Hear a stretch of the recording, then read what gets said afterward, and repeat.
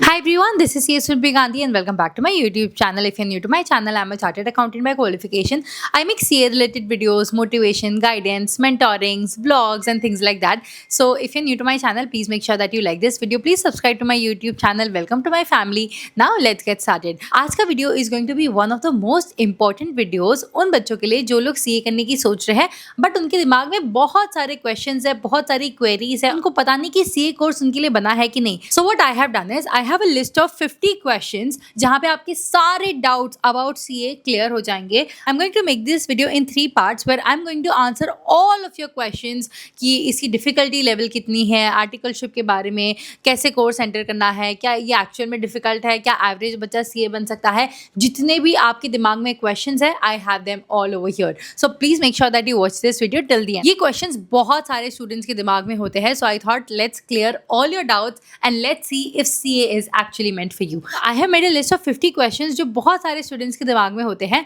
and I am going to answer whether these questions or whether these assumptions are a myth or actually a fact. So the first and the most important question is CA really the toughest course in India? So I would say this is actually a fact because CA is actually very tough, but I feel with the right strategy, with the right study resources and with the right kind of guidance, you can actually clear these exams with good marks, provided if you're disciplined and आप genuinely आप में वो जुनून है, वो आग है CA बनने की, तो आप definitely बन सकते हो. अगर सही strategy है तो आप टफ को भी easy बना सकते हो.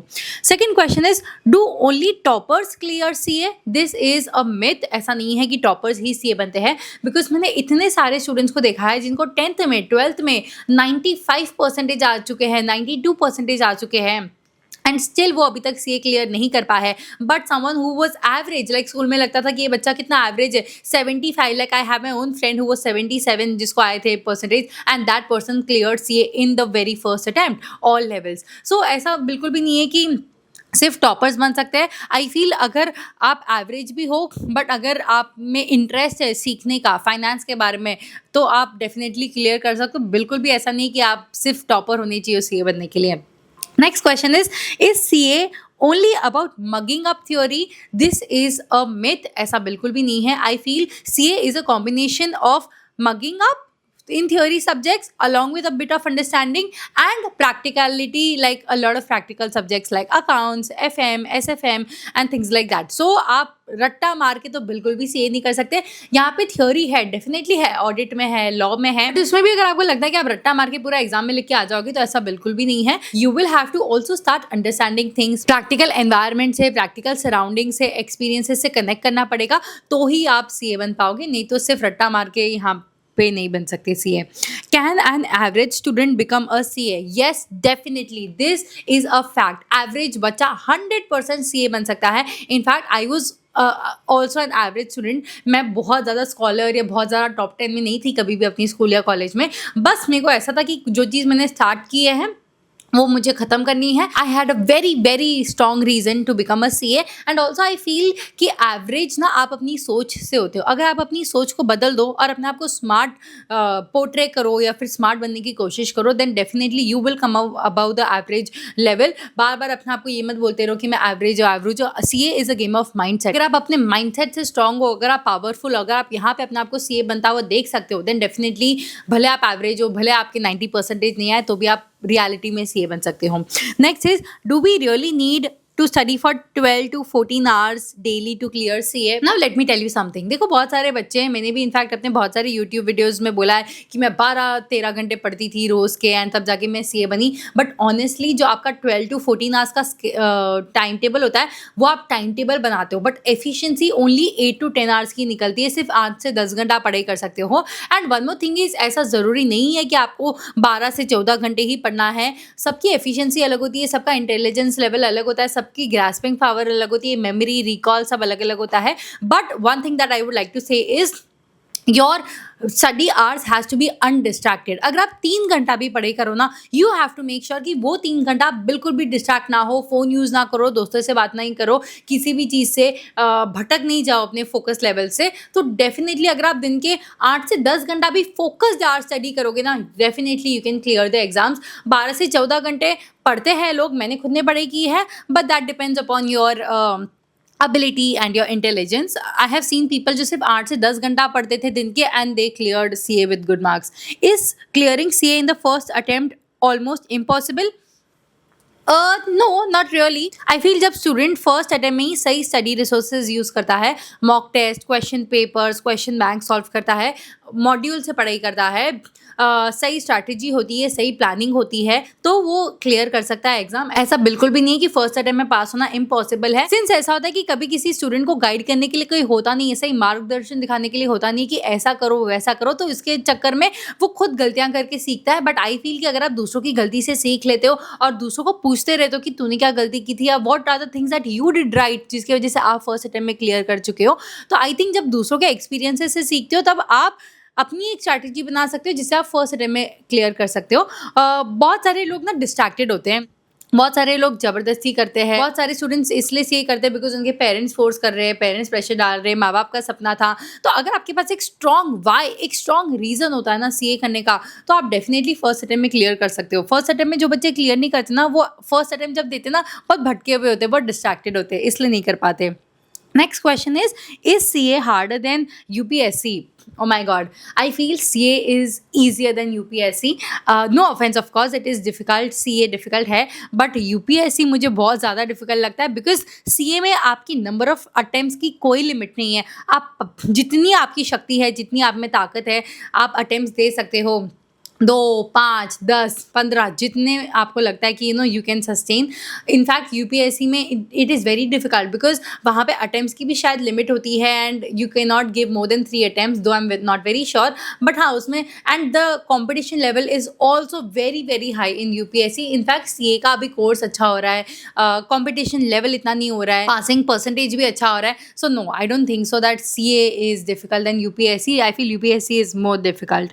Is CA all about maths and accounts? मुझे बहुत सारे स्टूडेंट्स ये क्वेश्चन पूछते हैं कि हमारी मैथ्स अच्छी नहीं है या मुझे मैथ्स आती नहीं है, तो क्या मैं सीए बन सकता हूँ? आप डेफिनेटली सीए बन सकते हो। अगर आपकी मैथ्स आपको नहीं पसंद तो भी आप बन सकते हो। I tell you why.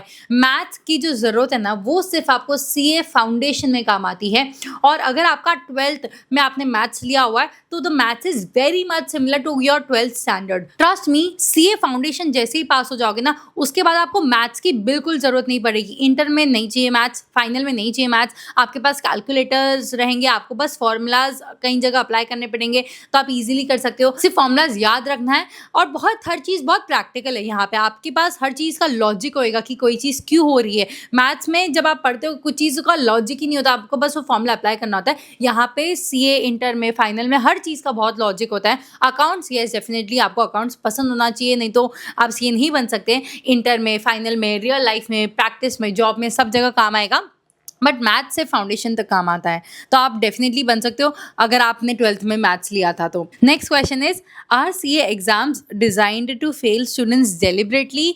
No not really, because देखो यार इंस्टीट्यूट भी चाहता है कि आप पास हो। ऑफकोर्स आई हैव हर्ड कि इंस्टीट्यूट डिफिकल्ट पेपर सेट करता है ताकि उनको पता है कि बच्चे फेल होंगे, वापस अटैम्प्ट करेंगे, वापस अटैम्प्ट देंगे, वापस एग्जाम पे एग्जाम देते रहेंगे और उनकी फीस बढ़ेगी, उनको कमाने का सोर्स मिलेगा। देखो इंस्टीट्यूट भी चाहता है कि आप पास हो एग्जाम, इंस्टीट्यूट रियली वांट्स कि यार उनके बच्चे पास हो, बट ऑफ कोर्स सिंस यहाँ का कंपटीशन लेवल इतना है, सीए आपको पता होगा कि नरेंद्र मोदी जी ने भी बोला कि एक सीए की साइन की वैल्यू कितनी होती है, राइट? सो वो हर किसी को नहीं देना चाहते वो साइन, वो हर किसी को नहीं देना चाहते वो वैल्यू की एरा गैरा कोई भी सीए बन जाए। अगर वो आपको ये डिग्री दे रहे हैं फॉर लाइफ टाइम तो उनको भी चाहिए कि सिर्फ स्मार्ट बच्चों को मिले जो एक्चुअल में डिजर्विंग है। Next question is age a barrier in becoming a CA?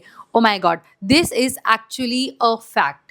I know a lot of students will say कि भाई एज तो मैटर ही नहीं करती है सीए में एंड आप कभी भी कर सकते हो, और अभी थोड़े टाइम पहले मैं बोली थी जितने अटैम्प्ट्स है देना है दे दो। देखो आई फील कि एक एज होती है पढ़ाई करने की, एक एज होती है करियर पे फोकस करने की, और एक एज होती है शादी की, रिस्पॉन्सिबिलिटीज़ की, दैट एज। ऑफ कोर्स अगर आप में शक्ति है तो आप शादी तक भी एक्सटेंड करते रहो, बट जो सीए आप इस एज में बन जाते हो ना, between the age of 17 to 25, there is nothing like it, because उसके बाद आपको पैसे कमाने रहेंगे, करियर रहेगा, जॉब रहेगा, शादी का प्रेशर रहेगा, बहुत सारे डिस्ट्रैक्शन रहेंगे, तो आप डिस्ट्रैक्शन फ्री होकर नहीं पढ़ाई कर सकते, आपके पेरेंट्स प्रेशर डाल सकते हैं। ये जो एज होती है ना करियर बनाने की एज, इस एज में even parents support you, they make sure that वो ज्यादा प्रेशर नहीं डाले, वो आपको सपोर्ट करे, वो आपको एक एनवायरमेंट प्रोवाइड करे, तो इस एज में बनना इज वेरी नाइस। अगर आप शादी तक और ये सब स्ट्रेच कर रहे हो, of course I have seen a lot of students do that, कि बच्चे होने के बाद भी वो सीए करना चाहते हैं, बट उसमें थोड़ी सी डिफिकल्टी आ जाती है, बिकॉज रिस्पॉन्सिबिलिटी होती है, काम होते हैं, घर होता है, समाज होता है, ये सब संभालना होता है।